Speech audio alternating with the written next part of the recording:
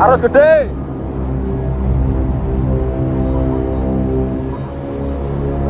Iki.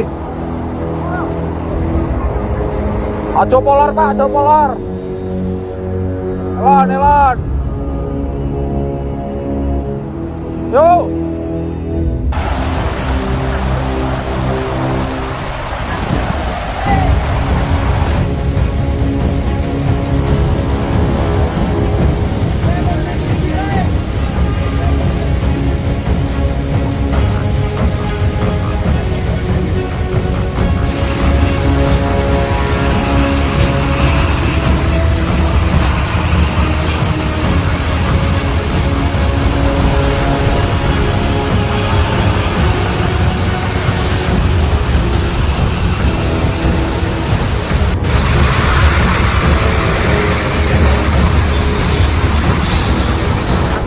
Pantura banjir.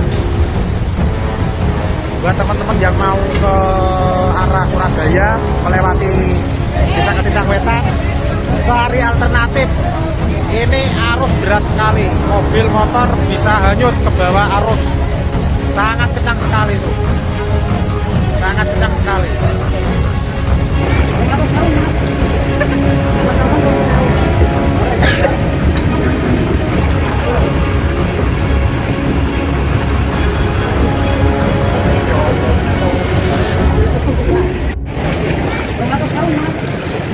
Di Kabupaten Pati, Jawa Tengah, banjir kembali melanda wilayah Kecamatan Batangan, khususnya di Desa Ketindang Wetan, setelah tanggul Sungai Widodaren kembali jebol akibat hujan deras yang mengguyur kawasan tersebut sejak Rabu malam. Banjir yang terjadi kemarin ini kembali menegaskan betapa rentannya wilayah Batangan terhadap bencana hidrologi, terutama ketika curah hujan meningkat dan kondisi infrastruktur penahan air belum sepenuhnya kuat. Sejak malam hari, intensitas hujan yang tinggi memicu kenaikan debit air sungai dari hulu. Aliran deras tersebut kemudian menekan tanggul Sungai Widodaren yang sebelumnya juga pernah rusak.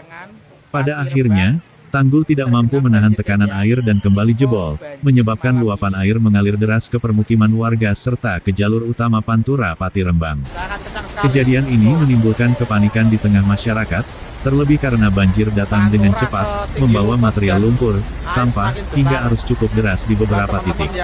Warga yang tinggal di sekitar bantaran sungai langsung berupaya menyelamatkan barang-barang penting sebelum air semakin meninggi. Pagi harinya, kondisi semakin jelas terlihat. Jalan Raya Pantura yang menjadi jalur vital penghubung Pati, Rembang kembali tergenang air dengan ketinggian bervariasi antara 10 hingga 20 cm. Genangan ini membuat arus lalu lintas tersendat. Kendaraan besar dan kecil terpaksa melaju perlahan.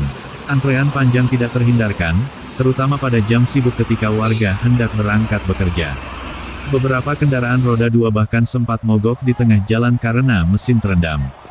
Petugas dari kepolisian dan relawan turun langsung untuk membantu mengarahkan lalu lintas dan mengevakuasi kendaraan yang mengalami kerusakan.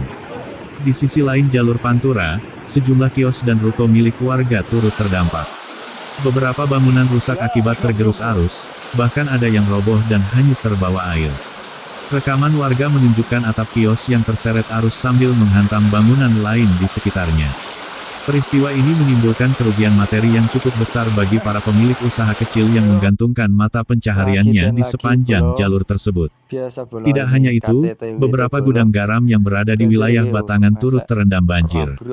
Air setinggi 1 meter lebih masuk ke dalam gudang dan merusak tumpukan garam siap panen milik warga. Para petani garam mengaku tak kuasa melihat hasil kerja berbulan-bulan hilang begitu saja. Sementara itu, tambak ikan di sekitarnya juga terdampak. Ribuan ekor ikan lepas terbawa arus, membuat kerugian semakin menumpuk. Para petani menyebut bahwa banjir kali ini menyebabkan kerugian yang diperkirakan mencapai miliaran rupiah, mengingat gudang garam yang terendam bukan hanya 1, tetapi mencapai 8 unit.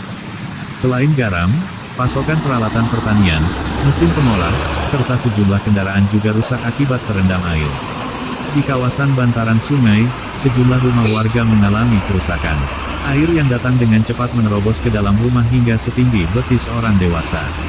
Sejumlah kepala keluarga terpaksa mengevakuasi anak-anak serta lansia ke tempat yang lebih tinggi.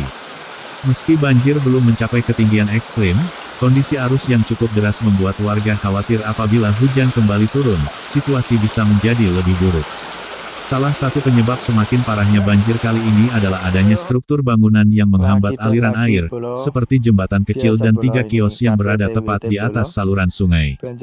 Menurut warga dan perangkat desa, bangunan-bangunan ini dianggap sebagai pemicu tersendatnya aliran air sehingga sampah menumpuk dan arus meluber ke permukiman.